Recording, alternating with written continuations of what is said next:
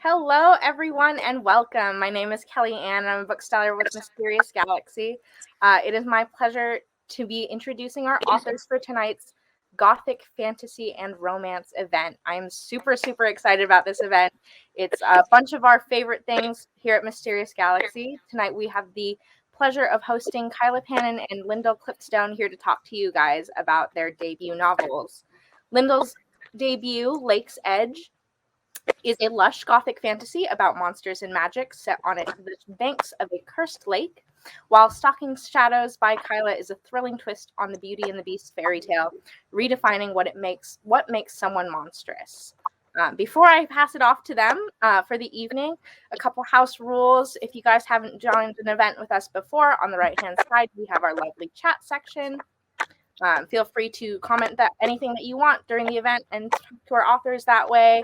Down below, there's a green button that says Buy Books with Signed Book Plates. That'll take you directly to Mysterious Galaxy, where you can purchase these two lovely books.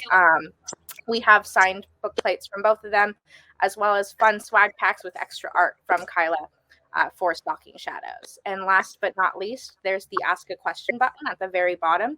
If you click that, you can type whatever questions you have for our authors, and they'll get to them at the second half of the event. So with that, I'm going to turn my screen off and let you guys have a great one. Hello. Sorry, I'm totally messing around with the thing like right before we're going on. I'm doing really bad. I was like, oh no, we lost you. Am I here now? Yes. Okay, sorry. I have no idea what my stupid computer's doing. But anyway, hello. Can you hear me? Yeah, I can hear you. Can you hear me okay? Yes. Okay. All right. Great. We're here. Hello. Thank you for coming, everybody. This is so exciting. I'm so excited to talk to you.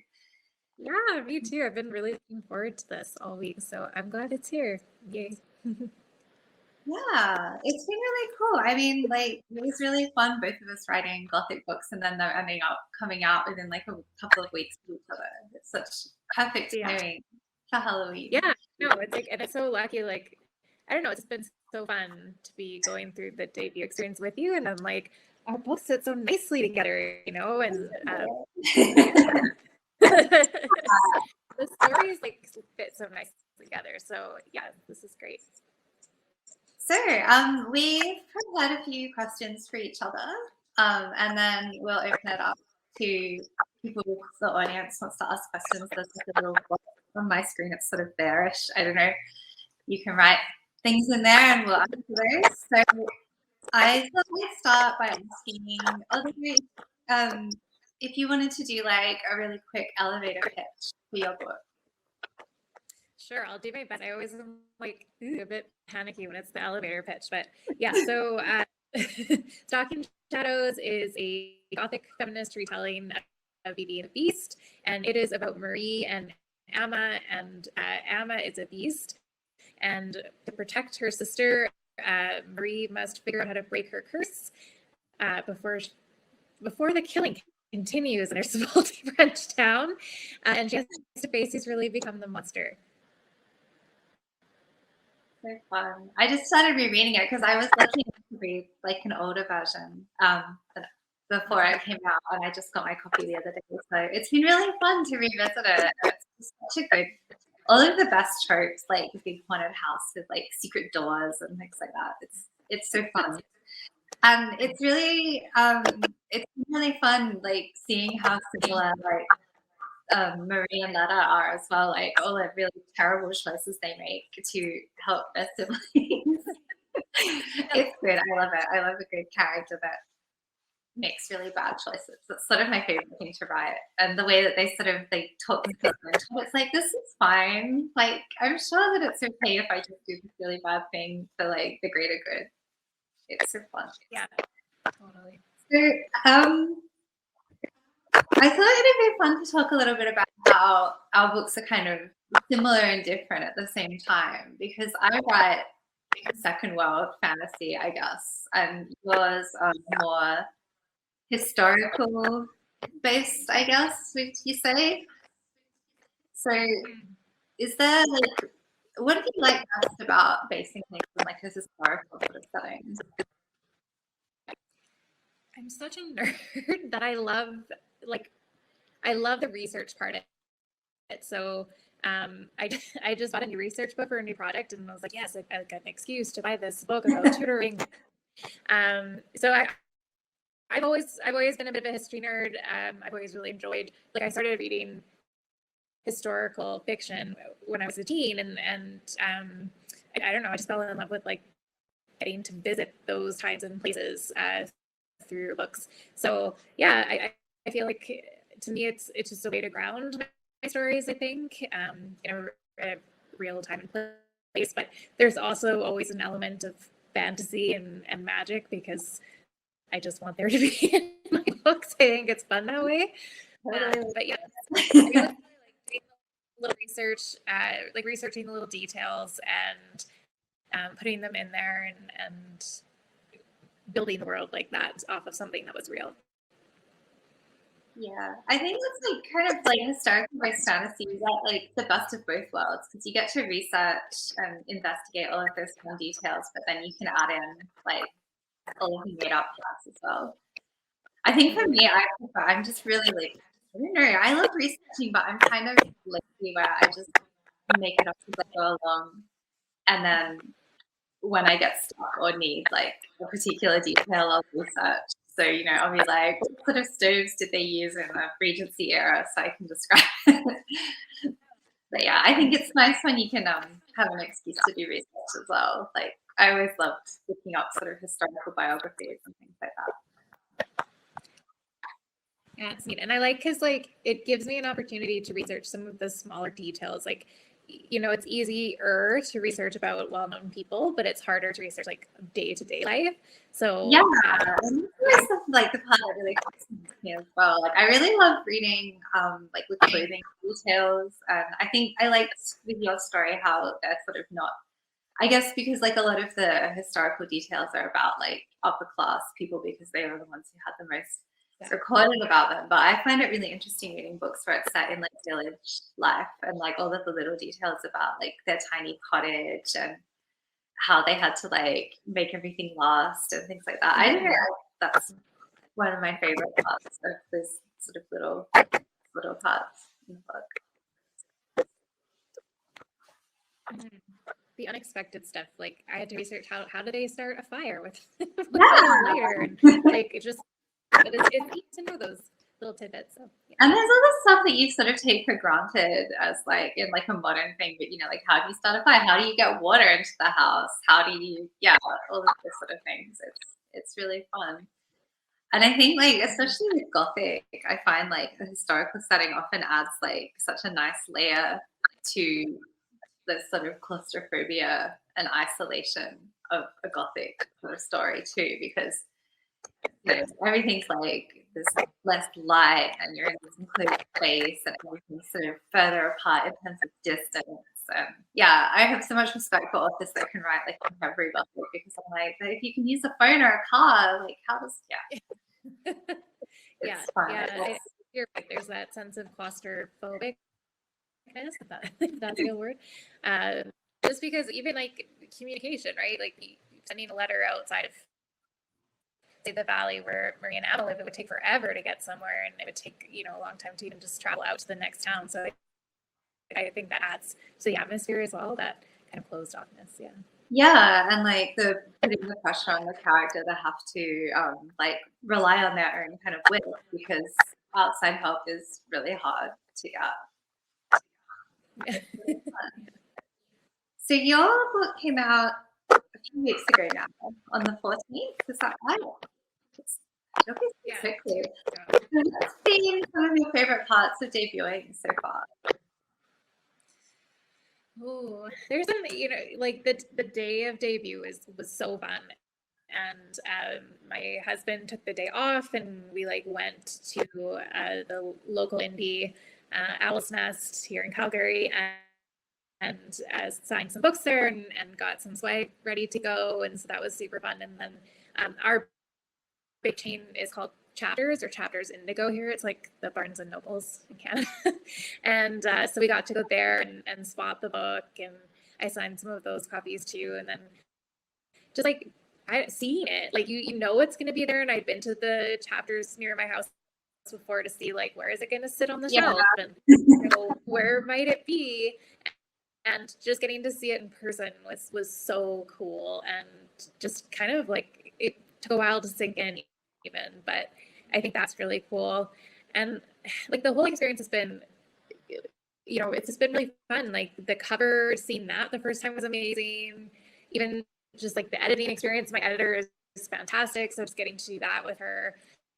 And then just meeting a bunch of people and other debuts and stuff has been like, yeah, it's been super fun. Just getting to know other authors and getting to know readers and bookstore hours and stuff. Like it's all been really great. So yeah, I find like readers is such a lovely part of writing a book. And I mean, because I guess like we're all readers first, as well, which is probably why we enjoy writing so much. But I just, yeah, like whenever I hear from somebody who's read my book and really enjoyed it, it's really, really touching to see people sort of finding like a great escape in something that I've created. It's so fun. And yeah, getting to go and see a book in a bookstore is just such a weird and cool experience. Yeah, I got to go and do an in-person signing here in Australia because my book came out in Australia at the start of September. And like that was really, really surreal. Like the store actually sold out of books when I went there, and I was kind of like, oh, what if nobody shows up and I'll just be sitting there by myself. But yeah, so many people came, and that was really fun. And it's been strange coming out in the US now because I can't like go into a store and see my books. So I really appreciate it. People have been sending me photos of it on shelves, and it's like, oh, it's really there. But yeah, it feels really fun because it does sort of seem like you spend so long just working on like a Word document on your computer, and then it doesn't ever really feel like it's going to be a real book. And then when it does become a book, it's just such a cool sort of like, oh, it did. It was like, it wasn't just like this thing that I worked on. Yeah, I know. When I like first got my copies, it was so funny. I showed my 7-year-old, and he was like, "Oh, so you finished it today?" And I said, "Yes, just today." Finished it.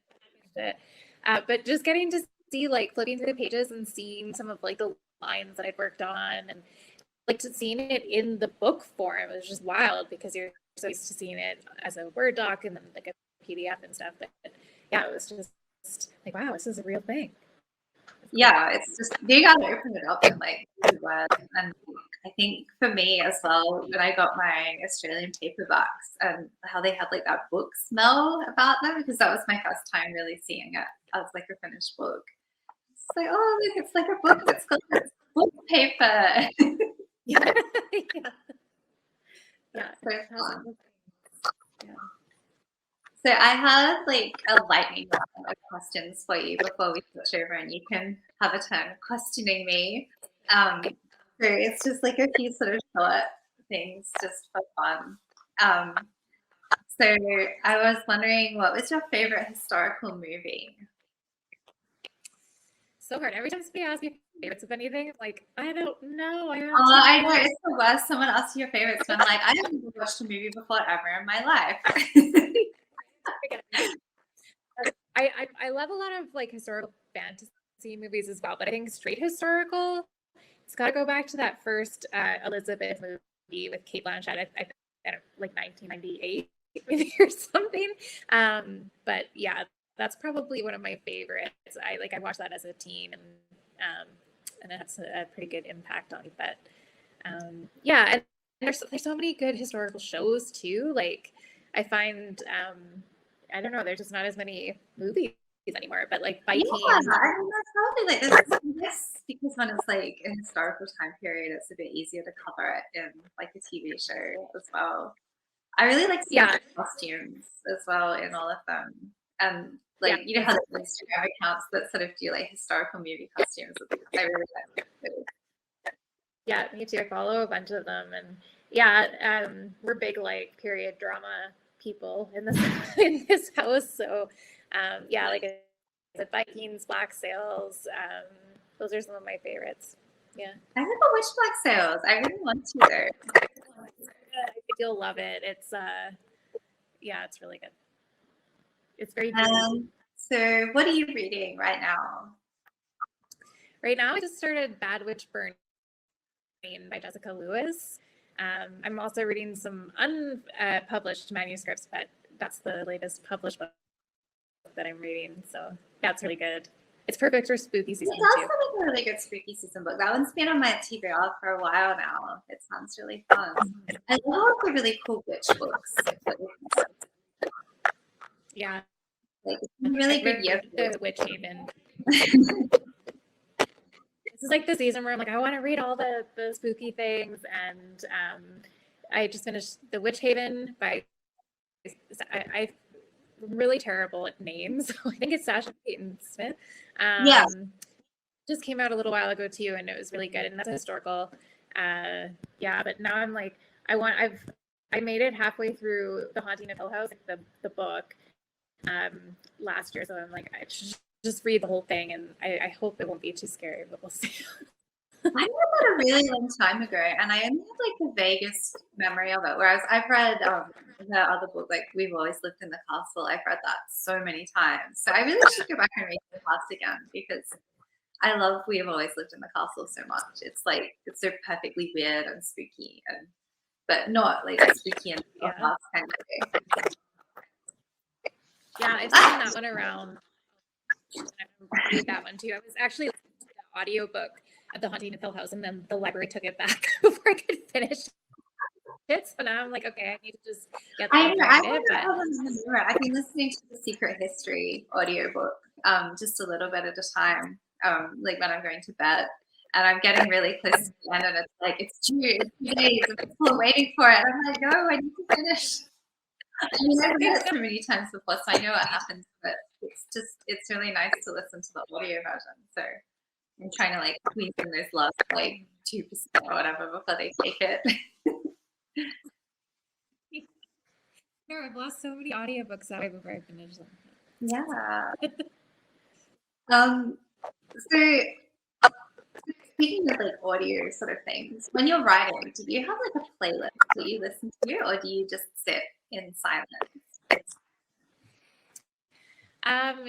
Usually I write in silence, actually, but I can't write with music with lyrics. Like I just can't focus then if I'm also listening to the lyrics in my head. So I have found an artist that I really like lately that just has like lyricless music, and his name's Kai Angle, and he has like a bunch of different albums, and they usually have like a theme or a tone for the album, and yeah, so I've been loving that. I've been drafting to his album Fall, and it has like just like it's kind of like a movie score. But, that's really good. I love listening to soundtracks as well. You're right, it's like music with lyrics. If I listen to something with lyrics, I usually have it turned like way down, so it's like the volume is like 1 point. But yeah, like game soundtracks or movie soundtracks or like score type music, it's just such good atmospheric kind of background noise. Yeah, movie soundtracks too. I listened to my adult book that I was drafting is set in France as well, and I was listening to the second season of Outlander's soundtrack because they're in France and has like that perfect kind of like Versailles music and stuff. So yeah, I find those to be like mood setting more than. That's a really cool idea as well. I guess that's a nice thing about writing a historical based book is that you can have like you get like a soundtrack that's from like the era to add that extra layer of inspiration. Mm-hmm. Yeah, that's helpful. So with historical things, I guess we talked about this a little bit, but are you one of those people who's really into historical accuracy, or are you more into like bending the details if it suits like the vibe of the story? That's tough because I definitely am into historical accuracy, and I like when I watch movies or shows that I know a decent amount of the time period, I'll be like in my mind, like, that doesn't seem right. I don't know about that. But ultimately, I think unless I were to write like a historical, like a solidly historical fiction about maybe a person who really did live, I feel like there's space to bend it to your storytelling. Like I feel like storytelling trumps the historical accuracy in something like historical fantasy, but I wouldn't get too far off track of what was possible or real at the time. But yeah, I mean, the vibes matter a lot too. So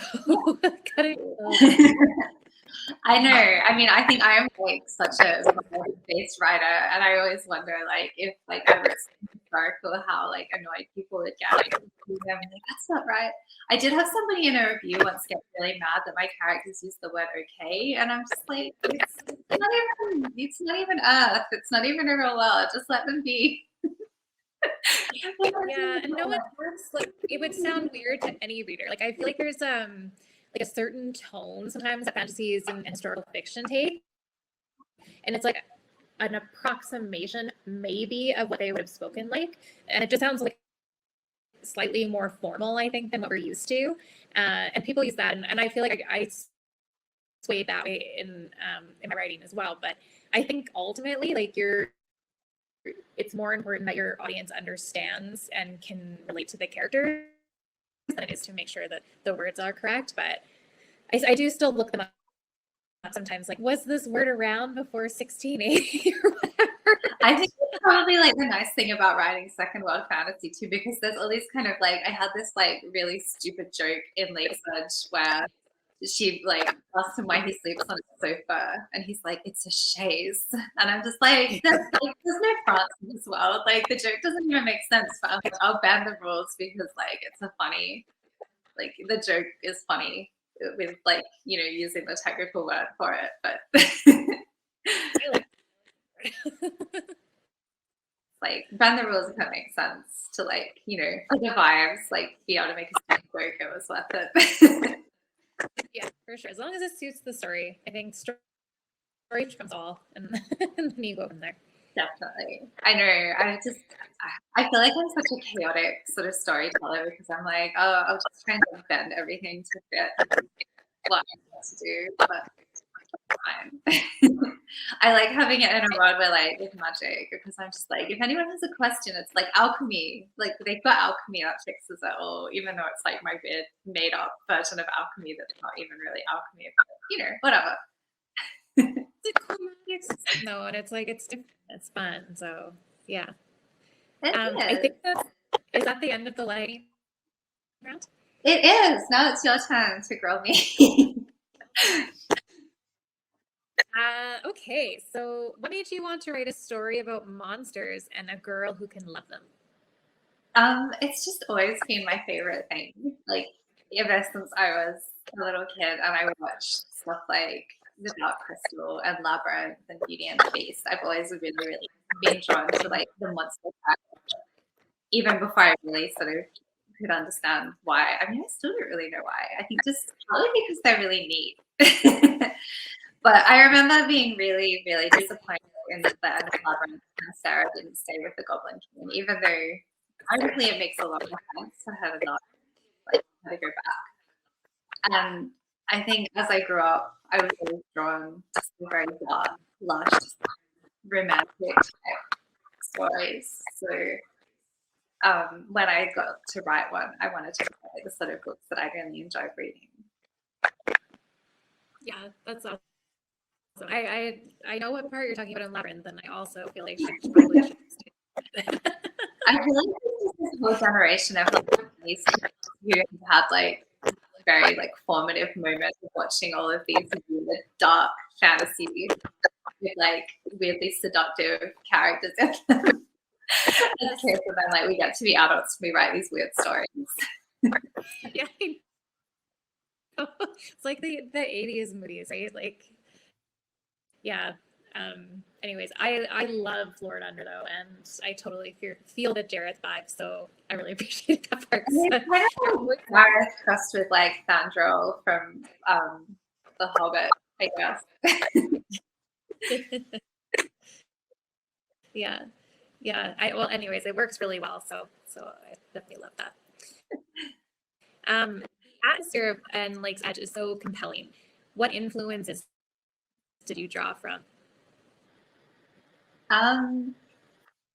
So I'm like a really, really visually inspired writer, I know.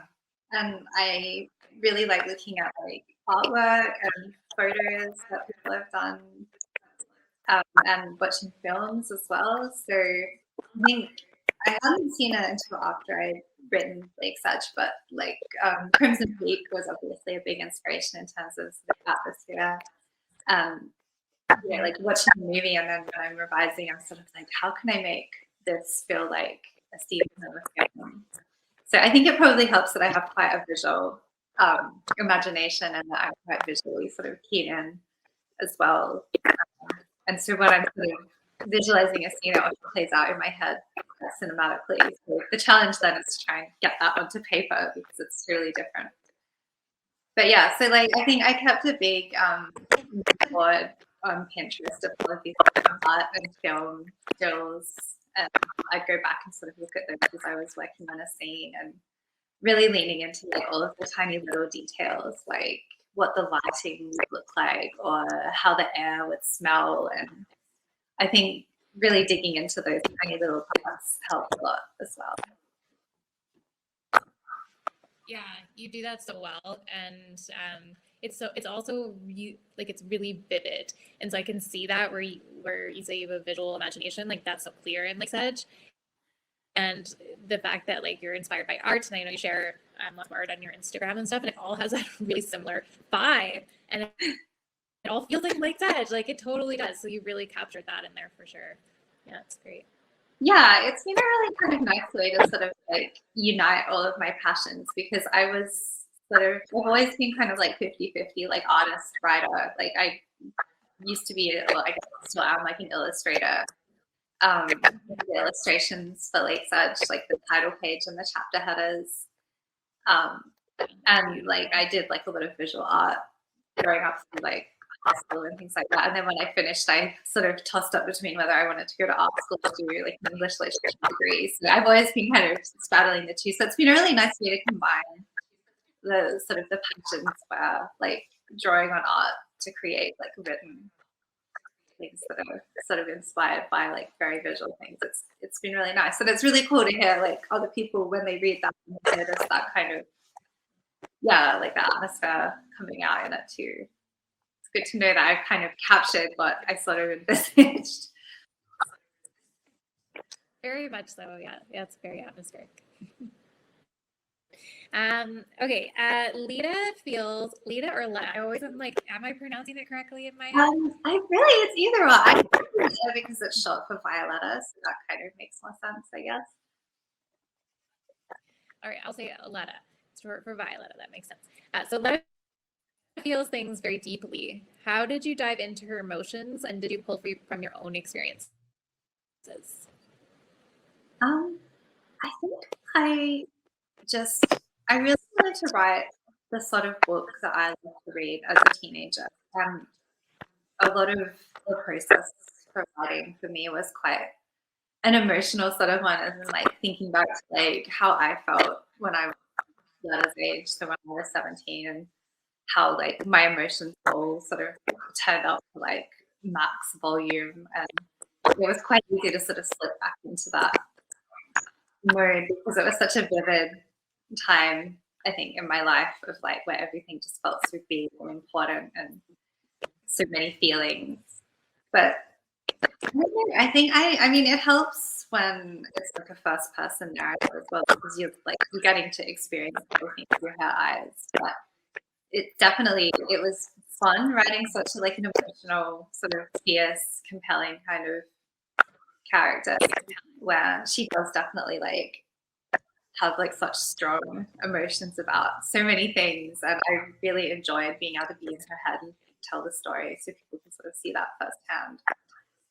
But yeah, I don't know. I mean, I think like a lot of it was a challenge too, to balance her emotional transitions, because she sort of has to go through this process of being quite angry and defensive to sort of falling in love with Roman and having like more of an opening up and trusting, and like making that believable was a fun sort of thing to work on as well. Watching like their sort of interactions unfold, where like it would get to the point where it's like, okay, probably right here, like she might feel comfortable enough to sort of like tease him or like realize that she's attracted. I don't know. Yeah, that was kind of fun. I mean, writing a romance as well is always a really nice way to really dig into like big emotions, which is why I think I really enjoy writing things that have such a strong romantic subplot, because like those parts of writing and character development are definitely my favorites. Yeah, and I love it's. I guess that's not a spoiler, but there's a love triangle. Yes. Yeah, I love how that's portrayed, and I think it's really realistic too, especially in YA. Like, I remember as a teenager going from 0 to 60 so quickly, and just you feel so much, and you interpret things differently every day. So your emotions change all the time, and I really liked that about Letta as well.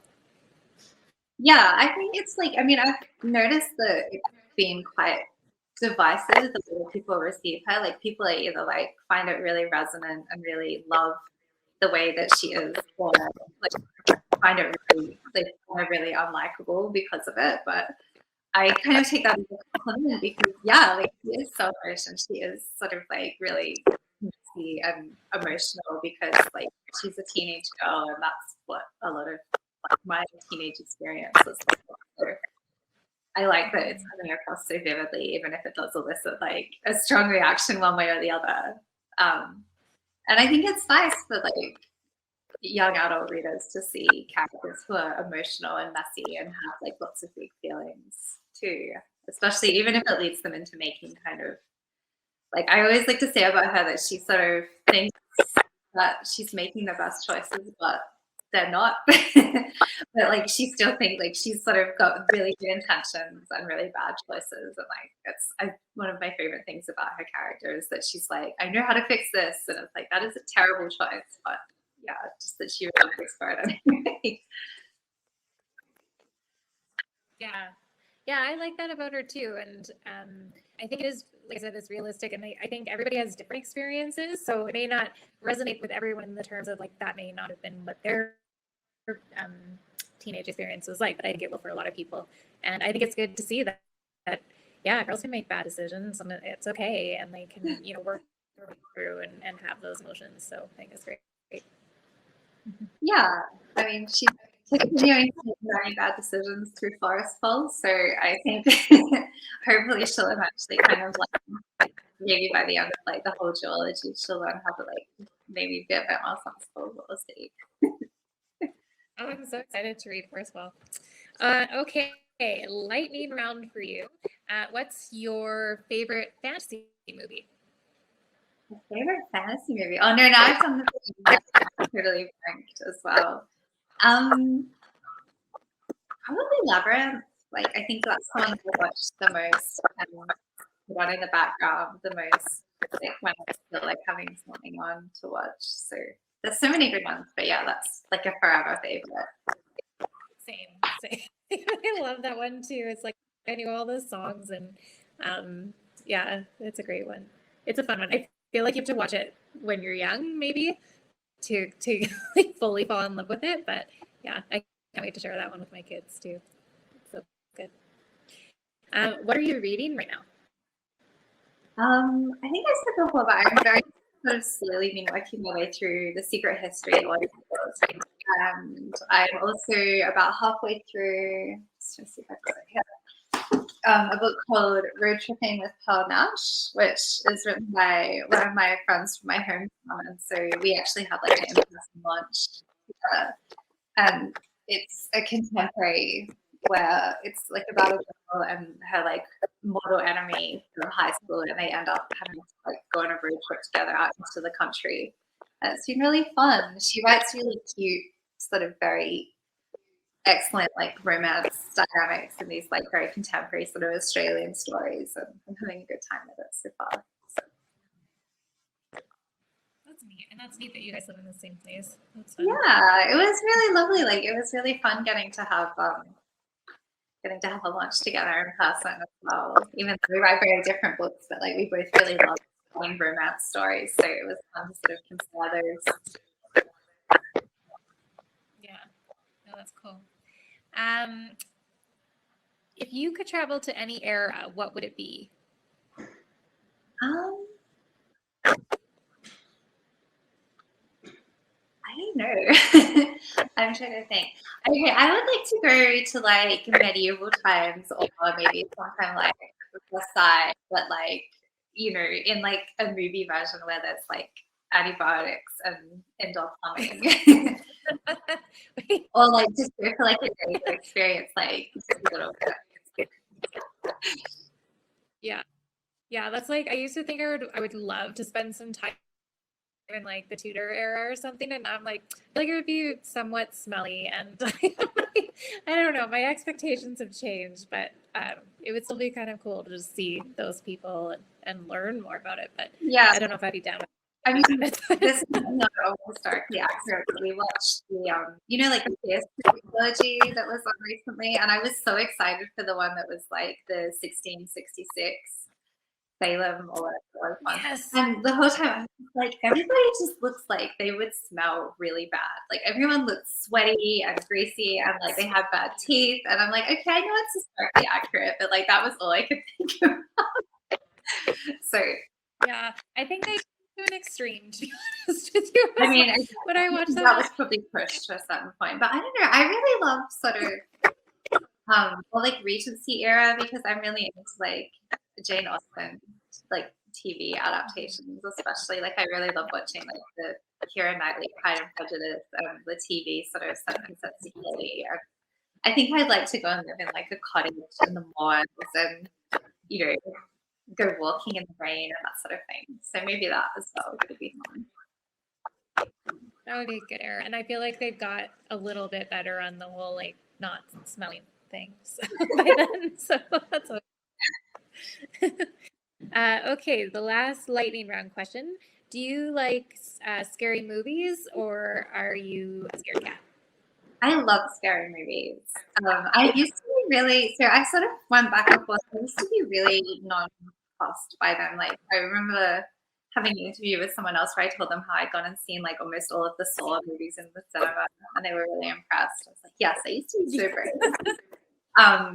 I used to watch all sorts of like weird, gross movies like Human Centipede and Saw and things like that. And then I think after I had kids, somehow like I just sort of lost the stomach for it and I couldn't do it anymore.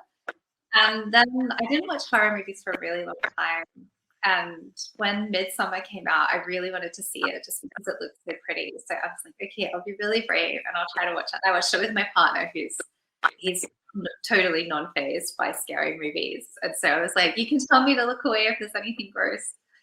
And I think, I don't know, after that I sort of got a bit braver. So I really enjoy watching sort of spooky, scary movies. But ones that are kind of gory, I'm not quite as like, you know, I'm not really an Eli Roth sort of fan. I remember my partner was trying to watch some Eli Roth movie and I was in the room working on my computer and I'm like, I cannot be here with this. It's just too gross. I don't want to see this. So I'm not so much in like gross, scary movie fan, but I really love spooky kind of atmospheric horror. And I really have such a fondness for like retro sort of slasher horror, like Texas Chainsaw Massacre and things like that.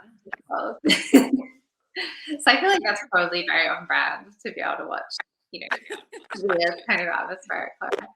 How about you? Do you like spooky movies or not really? I'm such a weirdo because I love the idea of scary movies, but like ghost stories and stuff.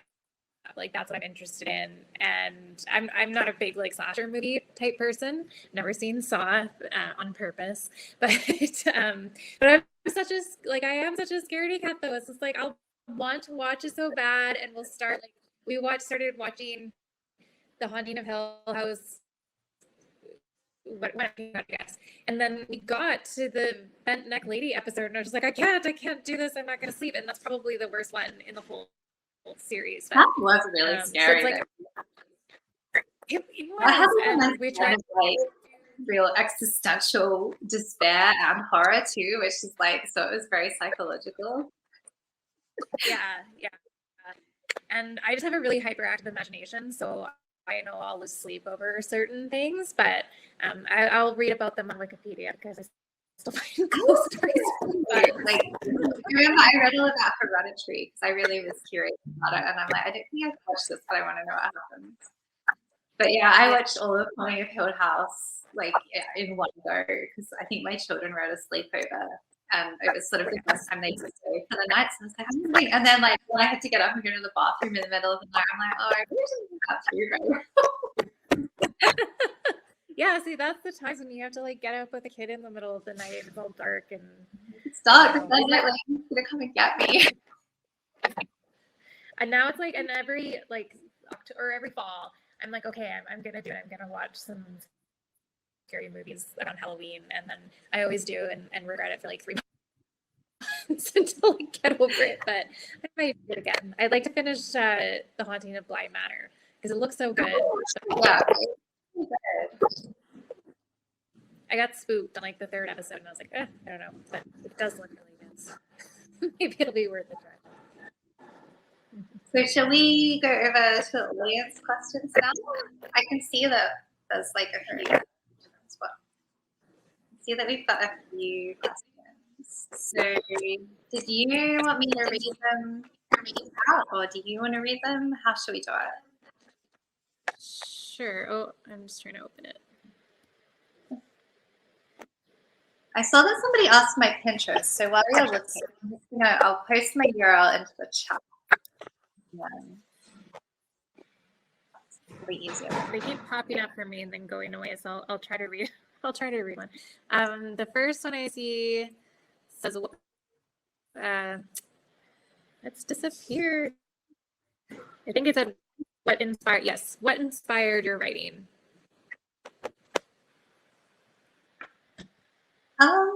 So my inspiration for Lakesedge was I really wanted to see what the Secret Garden crossed with a romance novel would be like. Like that was another sort of. I grew up reading The Secret Garden. Really loved the movie, and so I think that it always kind of stayed in my head as something that it felt very romantic, and it felt like it would be a really cool setting for like a fantasy sort of romance story. Oh, I've lost Kyla. Are you still there? Your screen has gone all blank. Yeah, I'm still here. Can you hear me? I can hear you. Yeah, I just can't see you. Oh, weird.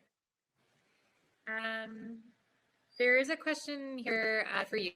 So I adore Lakesedge. I'm reading it right now. This is the person who's writing the question, and was wondering what other monster romance books, shows, or movies you recommend. Oh, you're back. Yay. So I'm just trying to think. I felt like have I got stuff? I'm sitting in front of my bookshelf, so I'm seeing if I can grab someone that are my favorites. So probably like my number one favorite monster romance would be Deathless, which is like historical fantasy. It's very weird and very cool. It's set about like Maya Muravna and Koshchei the Deathless, sort of set over the Russian Revolution, and it's very beautifully written and very lush and weird, and it's probably one of my favorite books ever. I think when I started reading it, I had this notebook and I was just writing down all of these quotes from it. So that's my favorite. And my other favorite is on my shelf. Would be this one, which is a contemporary. So it's so atmospheric and fun. Like they are in this big spooky house, and she has to invite someone to come and like rent their holiday, the little like holiday shack house from them for the summer because they need the money. And he turns out to be like this weird, sort of slightly monstrous, spooky boy who has like creepy magic. But it's just so perfect. So they're my two favorites. So Between the Devil and the Deep Blue Sea by April Tuchok and Deathless by Catherine Valente. That's neat. Really great covers. Like movies, I don't know. I think like there's never enough. Like I don't know. Like I think like Crimson Peak is a really good one. I quite like the moral greatness of like the love interest character in that. And like some of like the older ones, well, like Bram Stoker's Dracula, the Francis Ford Coppola version from the 90s. That's really like, it's very lush and beautiful, but it's also like a really cool like monster romance between like Dracula and everything. Yeah, that's my favorite Dracula movie, I think. That version is really good. It's really good. I watched it again not too long ago. It's sort of aged quite well. Same with Interview with the Vampire, actually. Like the movie version of that has sort of, you know, it's like movie. Yeah, so good. Yeah, those are both good ones. Good movies for October. Like maybe an October watching list in my mind. Okay, I'm trying to pull up the questions. Favorite recent Gothic novel? I know mine is Mexican Gothic. If we're not talking about these lovely I really loved Mexican Gothic. I thought it was so good. How about you? Mexican Gothic was really cool, and it was just like so atmospheric and cinematic, and really like the sort of the twisty ending was just so perfect. I think the one that I've read quite a lot, but like probably two favorites. One would be Catherine House, which is like this kind of Gothic dark academia crossover, and I think it was one of those ones like I read it and it's still sort of stuck with me. Like I still keep thinking about it all the time. It's really weird and I don't know. It's like got the best of both worlds. It's very Gothic, but it's also very dark academia. So it's kind of like the weirdness of Gothic and the claustrophobia of Gothic with like this kind of cool, isolated secret history type setting. So that one was really fun. The other one is The Death of Jane Lawrence by Caitlin Starling, which is coming out, I think, in like a couple of weeks in early October. So I was lucky enough to read an arc of that, and it's like Jane makes so many bad choices. She's my absolute favorite. Somebody said they missed the title of the Dark Academia one is Catherine House, by I'm totally forgetting the author's name. It's Elizabeth something.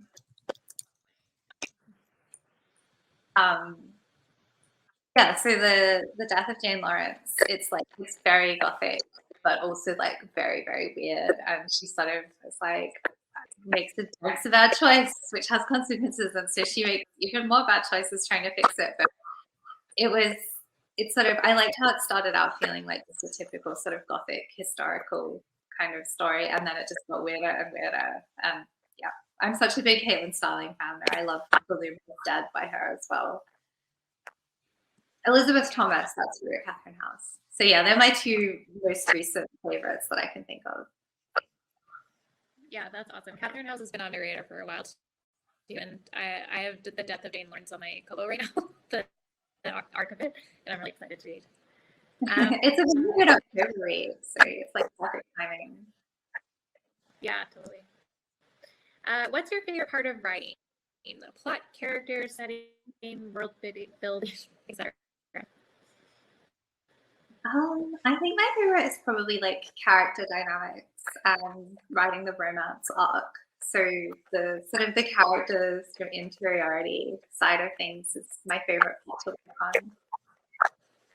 Yeah, characters are always my favorite, but I think world building is a pretty close second. Like, especially if I'm leaning more into the fantasy, and I'd say that Stalking Shadows obviously has some fantasy and magic in it, but it's not like hard. It's not leaning hard into the fantasy. And my second book that's coming out next fall is probably more so, and so there's a bit more world building because it is second world fantasy, even though it's inspired by 17th century Scotland. It's still second world. Like I made up the name of the town and stuff, so I can't call it fantasy or historical.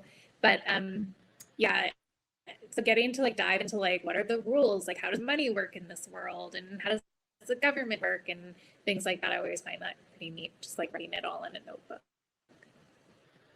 I'm like so lazy with world building. I think I really love the vision of the world, and then I kind of it's working out how much of that I have to get on the page for the book to make sense. But I really like, the one thing I do love about world building is all of the questions, you know, like how do people get money? How do people get food? Like what sort of crops would they grow? Like all of those sort of things that you don't really think about because it's just sort of there.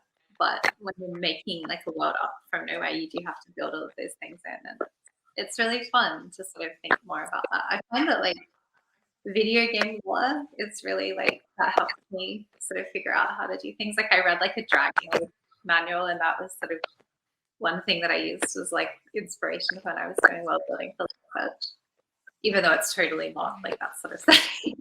But like how they had their seasons and things like that, I think I remember finding that interesting. Yeah, I think that's neat too. It's just like getting to use your imagination and building a world's pretty fun. So, you want to do the last two? Yeah. Sure, yeah. They keep disappearing every time I move my mouse. So give me a I can see it. So one of them says, what are you working on next? Well, I recently finished an adult historical fantasy. And right now I'm working on what will hopefully be my third YA, and it is like an alternate history fantasy. So that's what I just bought a research book for. And yeah, I'm really excited about this one. I think it's going to be fun. It's just a little bit different from Stalking Shadows and my second book, but in a fun, like, exploratory way. Like I think it's going to help me grow as a writer as well. Yeah, but I'm also really excited about my adult book, which I won't say anything about because we're gonna sub it soon. But hopefully I'll get to share that one with everyone. So, how about you? Sounds good. I'm excited for more stories. I've been working on FORESTFALL, which is the sequel to Lakesedge, and that's sort of getting into its final sort of stages of edits now, which has been really fun to get to spend a whole other book with my characters rather than having to say goodbye to them. So that's been nice. It's been weird working on like the second book when like the first book's still just coming out in the world. Like I had sort of like a year ahead in the future. And I've also got like a new kind of standalone dark fantasy romance that I've been picking away at in between. So I'm hoping that one day that'll get to be a bit more into like a book that everyone can hear more about. But that's been really fun, and it's nice.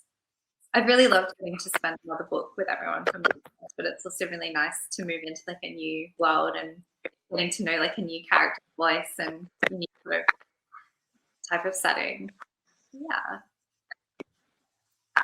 Our last question was if we could give an aspiring or querying author any piece of advice, what would it be? Learn to be good at patience, which I still haven't. I know, I'm still like good at being patient. Yeah, it's a really good skill to have in this industry, but it's tough. But my biggest piece of advice to aspiring authors is to treat writing like a job, or treat it like you would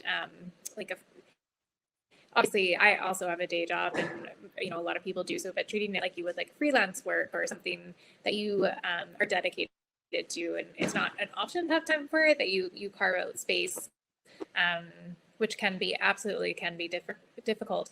But if you want to finish writing a book, you have to sit down and write the books. So there's not many ways around that. So just, making it a priority and thinking of it as your career, and before you have that first draft is important.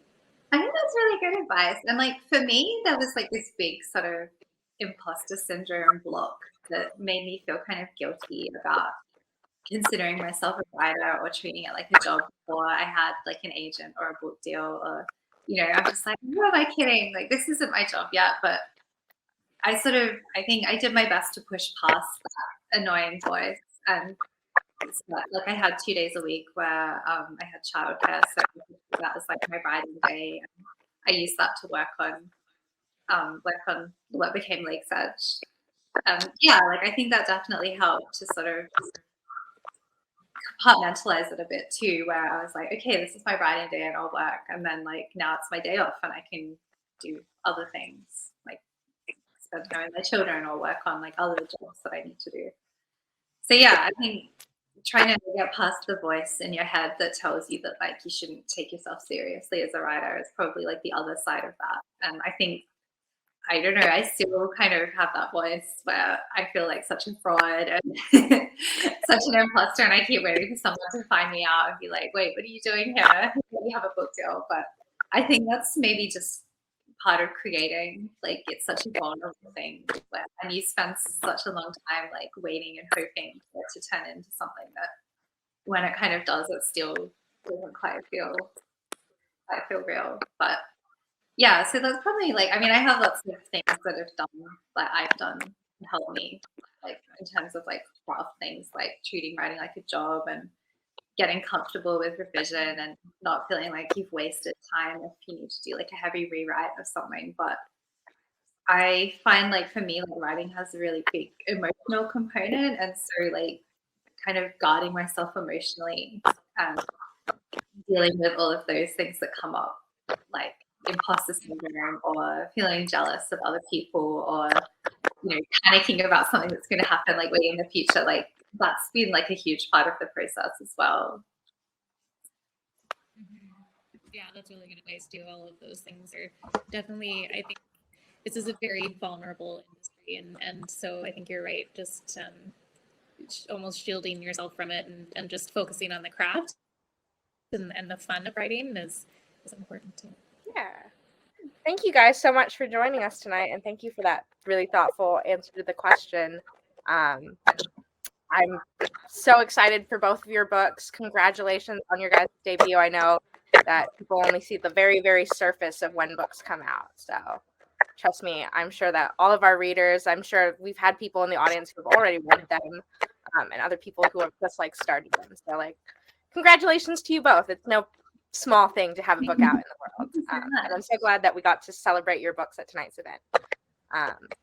So before I end the event, unfortunately, I have to do my little job as a bookseller and say that if you guys haven't bought these books, you can do so by clicking that green buy books with signed book plate button. That is the best way to support debut authors, is to go out and buy their books and recommend them to your friends if you love them. So with that, thank you guys for joining us tonight. You have a good one. We'll see you next time. Thank you for having us. Bye.